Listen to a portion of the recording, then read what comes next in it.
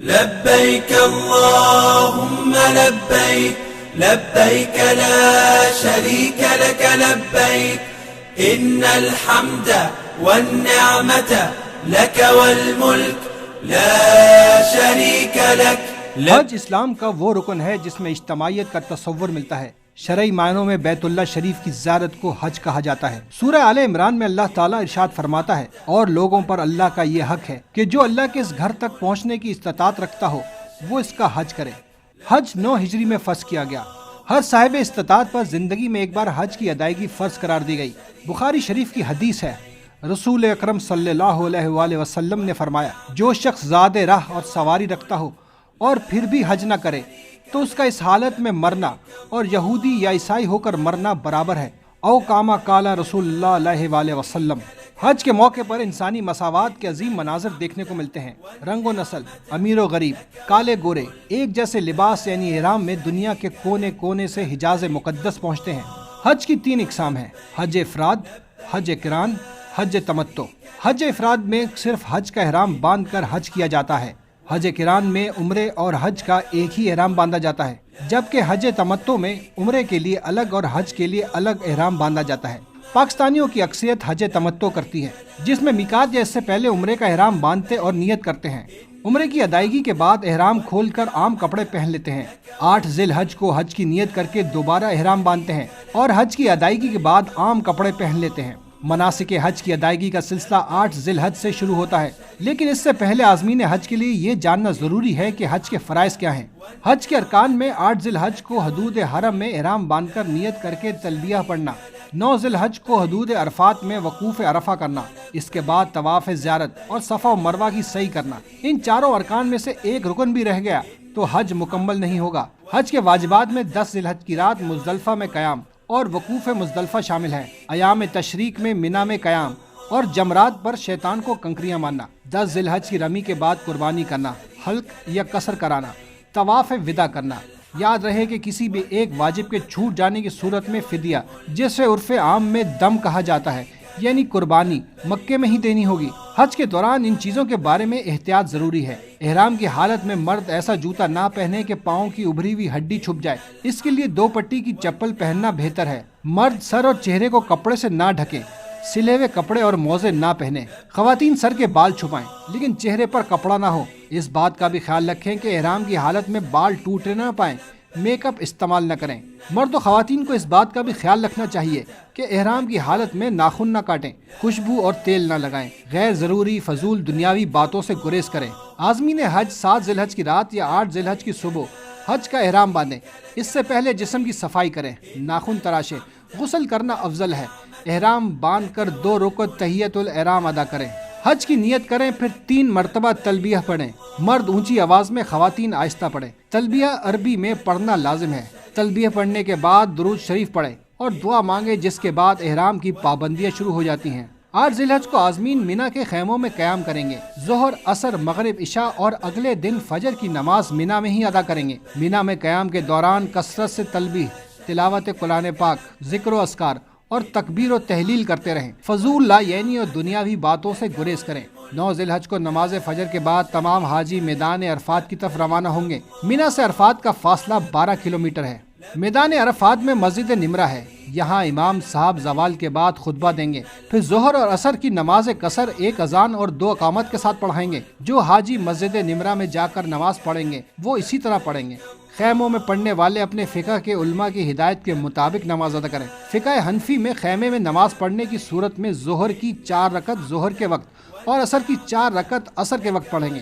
حج کا رکن اعظم وقوف عرفات ہے.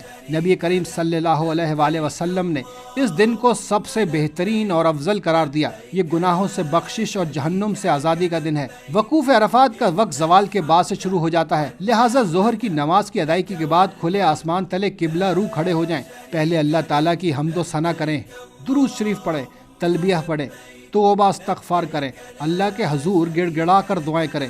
یہ عمل مسلسل جاری رکھیں. عصر اور مغرب کے درمیان کا وقت میدان عرفات کا نہایت قیمتی وقت ہے. یہاں اللہ تعالیٰ کی رحمتیں موسلا دھار بارش کی مانند برستی ہیں. بارگاہ خداوندی میں التجا کریں. رب کو راضی کریں، دینی اور دنیاوی جو دعائیں کر سکتے ہیں کر لیں۔ اب حاجی غروب آفتاب کے بعد مغرب کی نماز پڑھے بغیر میدان عرفات سے مزدلفہ روانہ ہوں گے۔ مغرب کی نماز مزدلفہ میں ادا کرنے کا حکم ہے۔ یوں تو عرفات سے مزدلفہ کا فاصلہ 7 کلومیٹر ہے، لیکن لاکھوں حاجیوں کے ایک ہی جانب سفر کی وجہ سے یہ راستہ کئی گھنٹوں میں طے ہو پاتا ہے۔ عرفات اور مینا کے درمیان ایک وادی کا نام مزدلفہ ہے۔ اللہ کے حکم کے مطابق یہاں قیام کرنا لازم ہے۔ سورۃ البقرہ میں ارشاد باری تعالیٰ ہے، اور پھر جب عرفات سے واپس ہونے لگو تو مشعر الحرام یعنی مزدلفہ میں اللہ کا ذکر اس طرح کرو جس طرح اس نے تمہیں سکھایا ہے۔ نبی کریم نے حجت الوداع میں عرفات سے واپسی پر یہی قیام فرمایا تھا۔ یہاں پہنچ کر مغرب اور عشاء کی نماز ادا کریں، کچھ دیر آرام کر لیں، یہیں سے رمی کے لیے چنے یا کھجور کی گٹھلی کے برابر 70 عدد کنکریاں چن لیں۔ انہیں دھونے یا پاک کرنے کی ضرورت نہیں۔ مزدلفہ کی یہ رات بڑی افضل رات ہے، اسے سوتے ہوئے نہ گزاریں۔ جتنی عبادت اور دعائیں کر سکتے ہیں کریں۔ فجر کی نماز سے فارغ ہو کر کعبۃ اللہ کی جانب منہ کر کے کھڑے ہو جائیں اور ہاتھ اٹھا کر رب کے سامنے گڑ گڑائیں، آنسو بہائیں، رب کو راضی کریں، دعائیں مانگیں۔ یہ وقوف مزدلفہ کہلاتا ہے جو واجب ہے۔ اس کا وقت صبح صادق سے طلوع آفتاب سے پہلے تک ہے۔ یہ بھی قبولیت دعا کا افضل اور خاص وقت ہے۔ وقوف مزدلفہ کے بعد 10 ذی الحج کو معلم اور امیر حج کی ہدایت کے مطابق حاجی مزدلفہ سے مینا روانہ ہوں گے۔ مزدلفہ سے مینا کا فاصلہ 5 کلومیٹر ہے۔ مینا پہنچ کر 10 ذی الحج کا پہلا کام بڑے شیطان کو 7 کنکریاں مارنا ہے۔ 11 اور 12 ذی الحج کو تینوں شیطانوں کو کنکریاں ماری جاتی ہیں جو واجب ہے۔ 7 کنکریاں الگ کر لیں، احتیاطاً چند کنکریاں زیادہ رکھ لیں۔ جو کنکری جمرات کی دیوار سے نہیں ٹکراتی وہ ضائع ہو جاتی ہے، اس کی جگہ دوسری مارے۔ زمین پر پڑی کنکریاں نہ اٹھائیں۔ کنکری کو داہنے ہاتھ کے انگوٹھے اور شہادت کی انگلی سے پڑھیں اور بسم اللہ اللہ اکبر وللہ الحمد کہہ کر ایک ایک کر کے مارے۔ ہر بار تکبیر پڑھیں۔ اگر سب کنکریاں ایک ساتھ مار دیں تو وہ ایک ہی کنکری کہلائے گی۔ ہر شیطان کو 7 کنکریاں مارنا ضروری ہے۔ 11، 12 اور 13 ذی الحج کو ایام تشریق کہتے ہیں۔ ان 3 دنوں کی راتیں مینا میں گزارنا واجب ہے۔ عموماً حاجی 12 ذی الحج کو غروب آفتاب سے پہلے رمی کے بعد مینا سے روانہ ہو جاتے ہیں۔ نبی اکرم صلی اللہ علیہ وسلم نے 13 ذی الحج کی رات بھی مینا میں قیام فرمایا تھا اور دوسرے دن رمی کر کے واپس لوٹے تھے۔ حج تمتع میں قربانی واجب ہے۔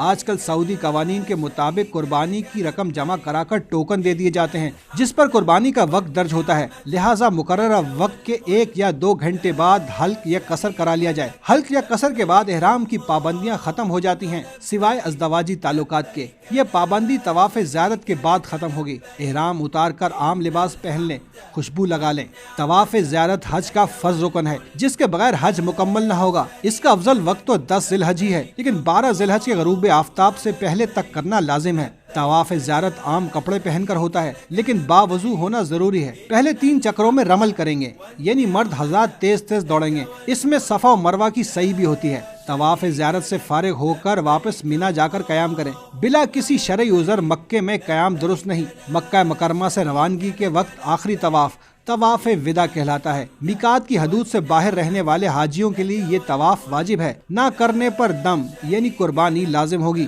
یہ آخری طواف ہے، اس لیے اللہ کے گھر سے روانگی کے وقت نہایت عاجزی اور انکساری کے ساتھ سب کے لیے دعا کریں، دوبارہ بلاوے کی درخواست کریں۔ اللہ تعالیٰ کے مقدس گھر خانہ کعبہ کے دیدار سے مشرف اور حج کے مبارک فریضے سے سبکدوش ہونے کے بعد زندگی کی عظیم الشان سعادت مسجد نبوی صلی اللہ علیہ وآلہ وسلم اور سرور کائنات صلی اللہ علیہ وآلہ وسلم کے روضہ اقدس کی زیارت ہے۔ یہ ویڈیو کیسی لگی ضرور آگاہ کریں، اسے لائک کریں، نئے دوست یقین ٹی وی کو سبسکرائب کریں اور بیل آئیکن پر ضرور کلک کریں۔